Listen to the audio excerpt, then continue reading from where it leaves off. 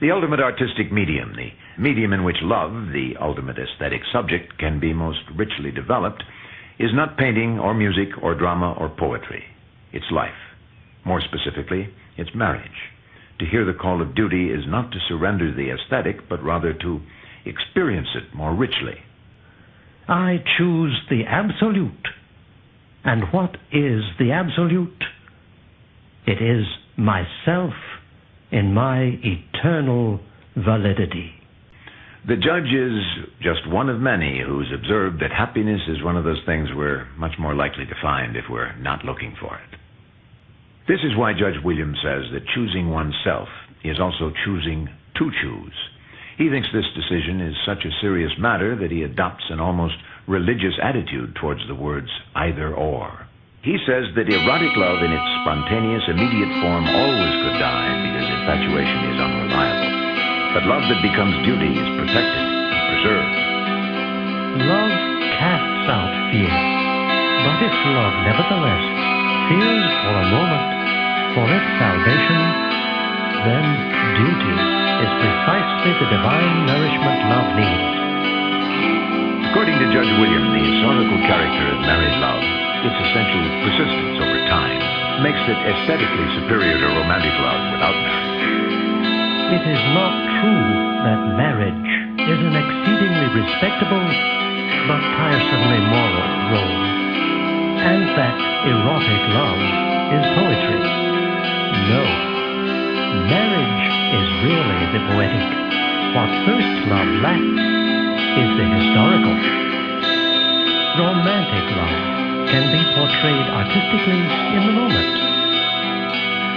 If one traces dialectically the development of the aesthetically beautiful, one will find that the direction of this movement is from spatial categories to temporal categories, and that the perfecting of art is contingent upon the possibility of gradually detaching itself more and more from space and aiming toward time. Music has time as its element, but has no continuance in time. Its significance is the continual vanishing in time. It sounds in time, but it also fades. Ultimately, poetry is the highest of all the arts, and therefore also the art that best knows how to affirm the meaning of time. It does not need to limit itself to the moment in the sense that painting does. Neither does it disappear without a trace in the sense that music does. But despite all this, it too is compelled to concentrate in the moment. How then can the aesthetic, which is incommensurable even for portrayal in poetry, be represented? Answer: by living it. I am not a logician, and I have only one category, but I assure you that it is the choice of both my heart and my thought, my soul's delight and my salvation. I go back to the significance of choosing. But what is it then that I choose? Is it this or that? No, for I choose absolutely.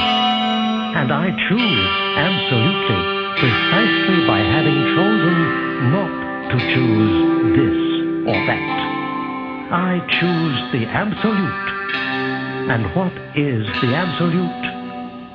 It is myself in my eternal validity.